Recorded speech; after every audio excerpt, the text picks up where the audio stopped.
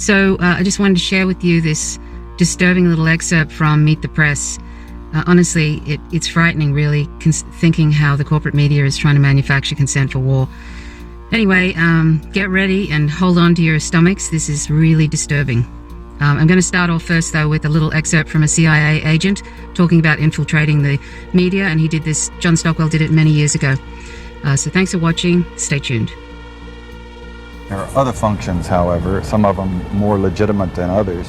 One is to run secret wars. Another thing is to disseminate propaganda to influence people's minds. And this is a major function of the CIA.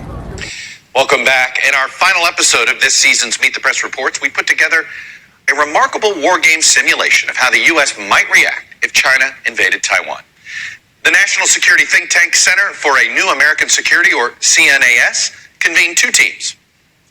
The blue team representing the United States and the red team representing China. Which side would prevail? Would China attack the U.S. mainland? Could nuclear war break out? The conflict takes place in 2027. There are 3 rounds of strategy, and I spoke to the game master after each round to see where the conflict stood. Here's a look.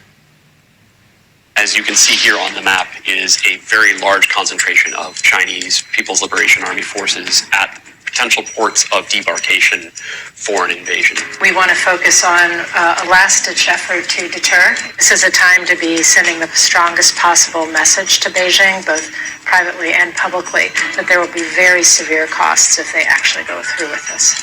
China has sort of seen our reaction to Ukraine, and we want to make sure that we're surprising them with how we react here. Hit the Americans as hard as we possibly can in the Western Pacific, keep them out of the fight while we move on Taiwan. I would support movie knockout punching as Guam. The priority for the first 24 hours is to try to go as fast as possible against Taipei, right? I think it matters to deter United States, Japan, Australia, other countries from intervening. All right, Stacey, high level here. What just happened with Move 1? China's invaded Taiwan. It began by attacking Taiwan's outlying islands near the mainland.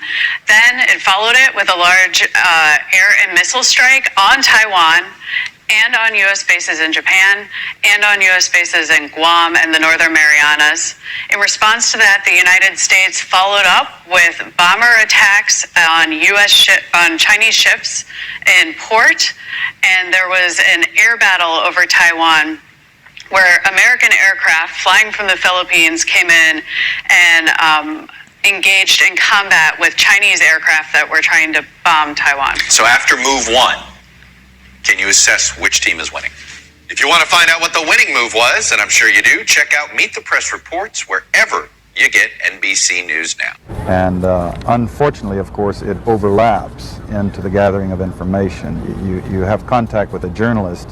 You will give him true stories, you'll get information from him, you'll also give him false stories. You also work on their human vulnerabilities to recruit them in a classic sense, to make them your agent so that you can control what they do, so you don't have to set them up sort of, by putting one over on them. So you can say, here, plant this one next Tuesday.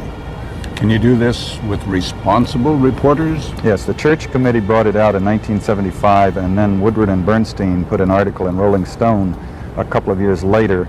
400 journalists cooperating with the CIA, including some of the biggest names in the business, to consciously introduce the stories into the press. Well, give me a concrete example of how you use the press this way. Well, for example, in my war, the Angola War that I helped to manage, 1/3 of my staff was propaganda. I had propagandists all over the world, principally in London, Kinshasa, and Zambia.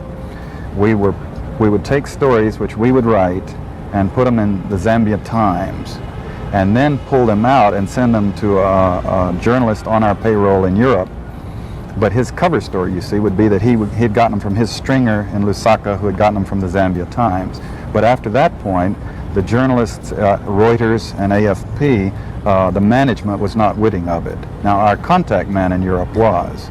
And we pumped just dozens of stories about Cuban atrocities, Cuban rapists. We didn't know of one single atrocity committed by the Cubans. It was pure, raw, false propaganda to create an illusion of communists, eating babies for breakfast.